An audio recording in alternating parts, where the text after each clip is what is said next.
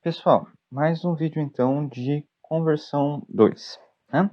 Então agora a gente vai fazer o estudo dos vetores espaciais, que é uma modelagem alternativa para FMM, né? Apresentar a forma de onda de FMM usando os vetores espaciais, tá? Eles são similares aos fasores que a gente trabalha em circuitos elétricos, mas nesse caso, né, como eles são uma grandeza no espaço e não no tempo, eles são conhecidos como vetores, né? Eles de fato são vetores, porque eles são no espaço, né? Apesar que alguns chamam de fasores espaciais porque esse espaço não é x, y, z, mas θ, né?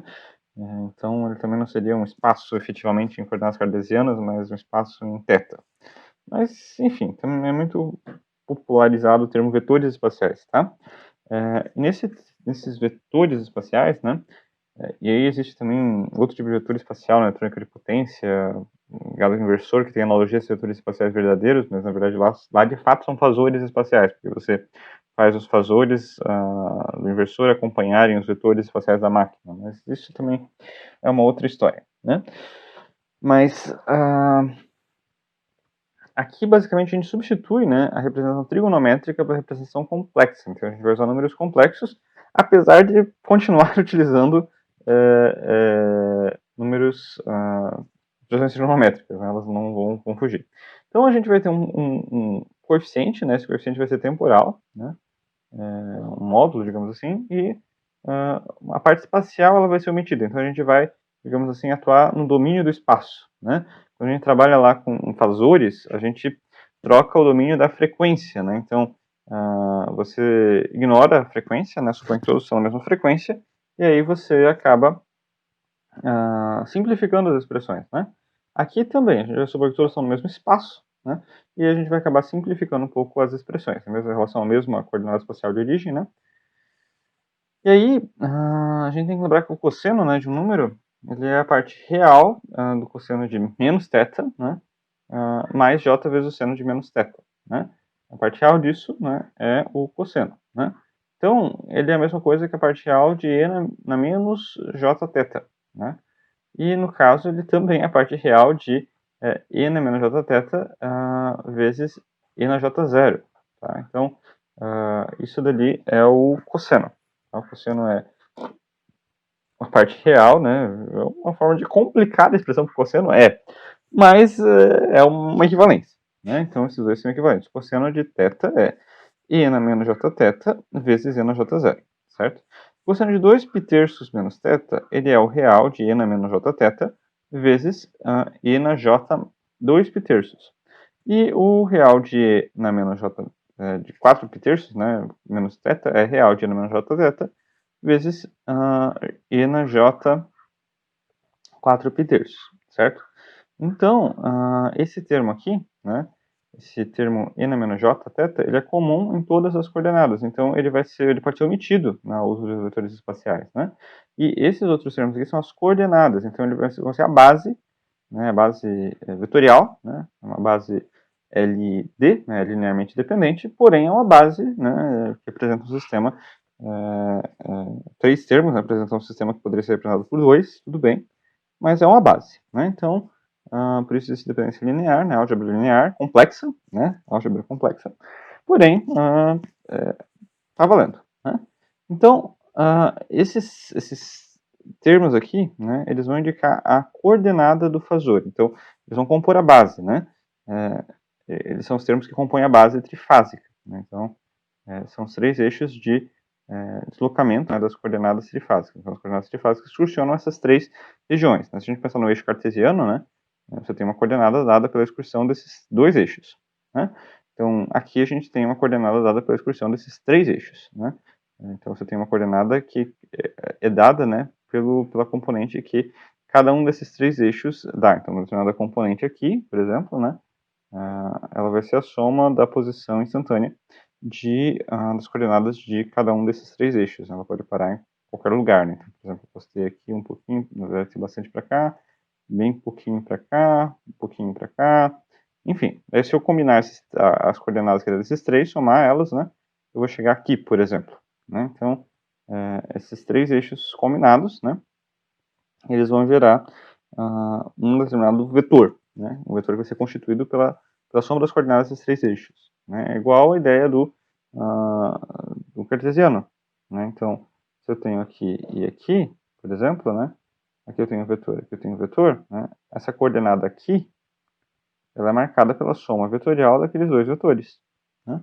Se eu somar vetorialmente esses dois vetores, eu vou chegar ali. Aqui é a mesma coisa, uma determinada coordenada aqui, ela vai ser demarcada pela soma vetorial de 3 vetores, né? Porque a base, ela não está na forma mínima, né?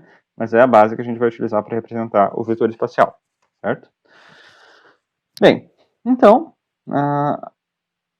a gente multiplica, né, a gente substitui o cosseno, né, por real de n menos j θ, né? Esse coeficiente ele é real também, então ele pode entrar dentro do real, né?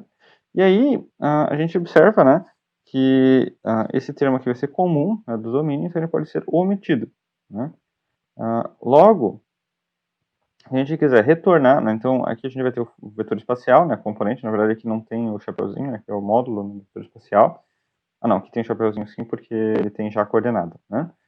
Então, o módulo vezes a coordenada é o fasor, ou vetor espacial, né? Aqui eu vou usar um chapeuzinho também, apesar de ser símbolo para fasor, não a setinha, né? Certo? Usar uma setinha, mas vamos usar o chapeuzinho, que é o mesmo do fasor. É um vetor complexo, né? E aí, né? Então, o fasor da fase A, o vetor espacial da fase A, vai ser um fs de t e na jθ. Então, percebam que aqui o tempo existe, né? Existe tempo, né? O que não existe é espaço. Não existe mais θ aqui, não tem mais θ.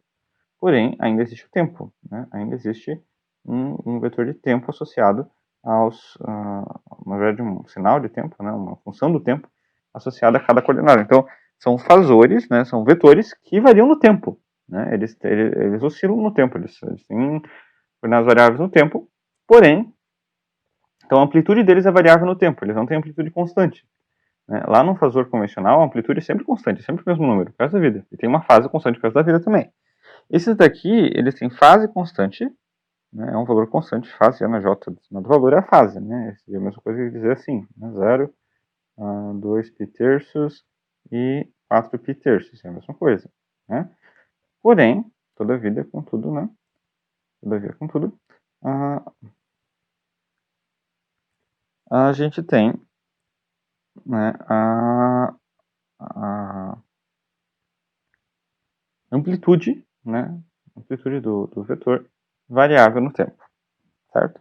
Então, eu vou ter três vetores, ou três fasores espaciais, que vão ter amplitude variável, à medida que o tempo passa, eles mudam a sua amplitude, porém, a coordenada é fixa, né, eles são sempre no mesmo lugar, tá? Então, a FMM trifásica, né, vai ser a combinação instantânea, ou seja, para cada instante de tempo, da soma dos três vetores, né, os três vetores espaciais de cada fase. Aí, novamente, a gente tem que somar, né? Abrir esses termos, então a gente vai usar algumas identidades trigonométricas novamente, né? Aqui a gente tem, pode usar o cosseno da diferença de arcos, né? Vezes o jθ, e abrir isso daqui de volta em coordenadas complexas, né? Usar a forma polar, né? E aí separar a parte real e parte imaginária, tá? Parte real, né?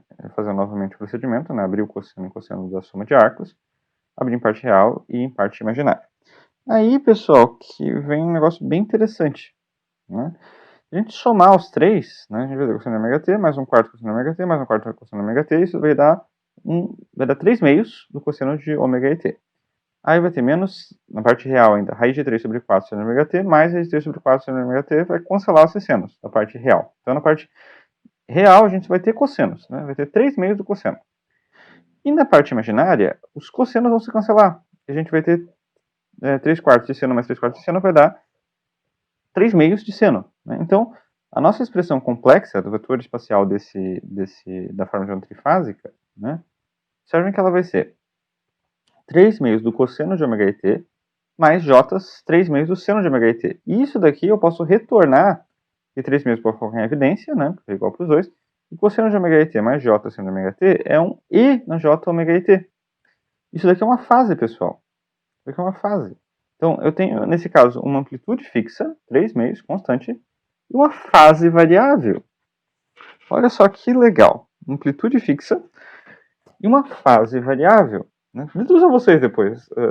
Tudo vocês têm que deduzir de novo, né?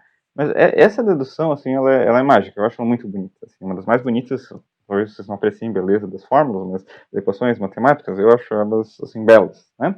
E essa expressão, ela é belíssima. Eu, quando deduzo em sala, chego no resultado com um monte de conta lá, chega nesse resultado.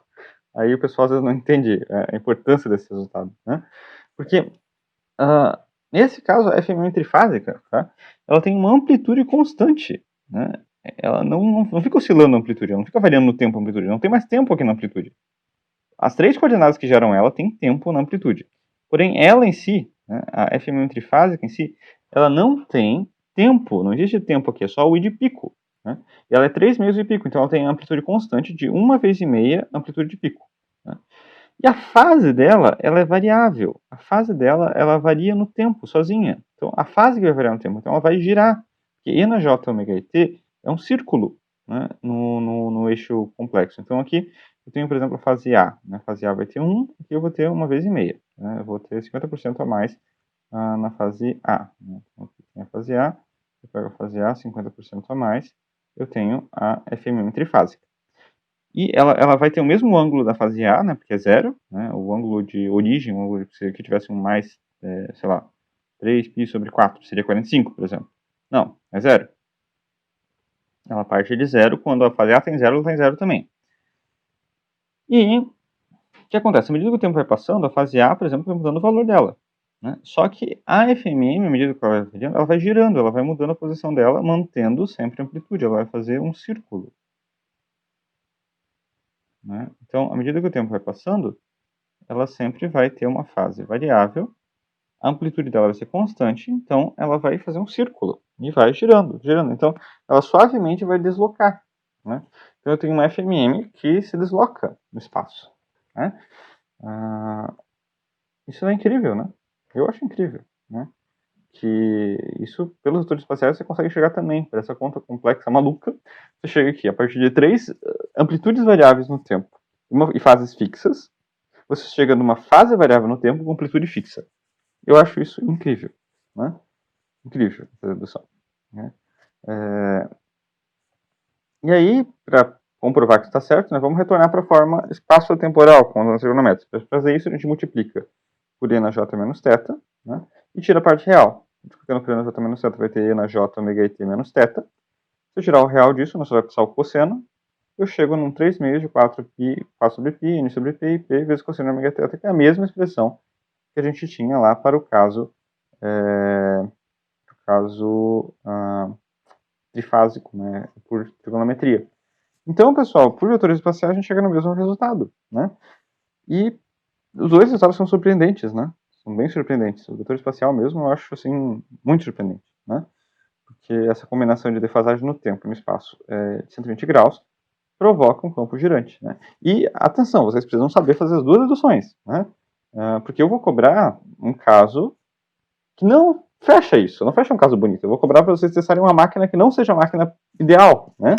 A máquina perfeita, né? Então, eu até vou fazer um exemplo num vídeo futuro, né? Na sequência, do caso da máquina que não é exemplar, né? Da máquina que não é a trifásica perfeita. Então, vocês vão saber interpretar os dois casos, né? Identificar a parte da onda progressiva, da onda regressiva, tanto por vetor espacial, quanto pela forma de onda lá da trigonometria, né? Então, equação de onda ou pela equação do vetor espacial, mas aqui é a equação de onda, isso aqui é a equação de vetor espacial. Por um método ou por outro, né, vocês vão ter de, para os dois métodos, na verdade, vocês vão ter de identificar o que está acontecendo com uma determinada onda assimétrica, né? Às vezes ela não gira, às vezes ela fica pulsante, né? E às vezes ela gira com uma pulsação na amplitude, né? Então, assim, é bem interessante essa representação. Eu acho ela fantástica, certo? Então, espero que vocês tenham entendido esse vídeo, né? O próximo vídeo vai ser sobre a dedução dos efeitos na distribuição, o fator de distribuição, né? E a dedução do fator de encurtamento, né? Que são efeitos quando você distribui ou encurta uma onda. Beleza? É isso então. Obrigado pela paciência aí. Se vocês gostaram, deixem o gostei de vocês. E rededuzam tudo, né? Para vocês tenham dúvidas. E vocês depois tiram as dúvidas comigo. Beleza? Até o próximo vídeo.